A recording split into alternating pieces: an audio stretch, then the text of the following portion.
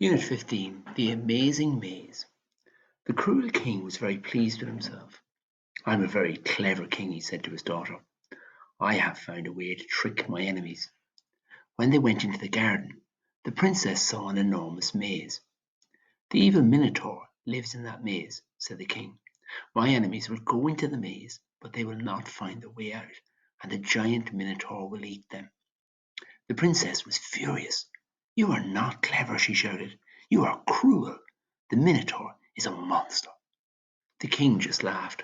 "My enemy, the prince, will be coming here, and he said the evil Minotaur will have some dinner. We'll have him for dinner." Next day, the princess was swinging on her garden swing. She heard someone singing happily. She turned and saw a handsome prince spinning a shiny sword. "I have come to fight the giant Minotaur," he said. "Tell me where he is." "In that enormous maze," replied the princess. "Ha! Great!" laughed the prince. "I love mazes. It's fun going into a maze." The princess smiled. "Going into a maze is not the hard bit," she said. "Have you thought about getting back out? You know the Minotaur is your enemy." The prince stopped spinning his sword. He looked at the big maze. He thought and thought. "No," he said at last.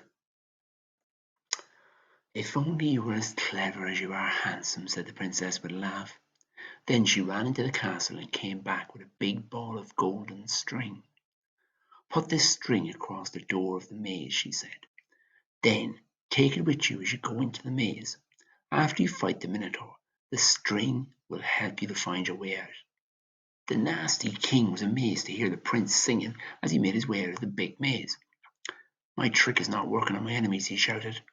"I can't believe you found your way out," he roared at the prince. The prince smiled.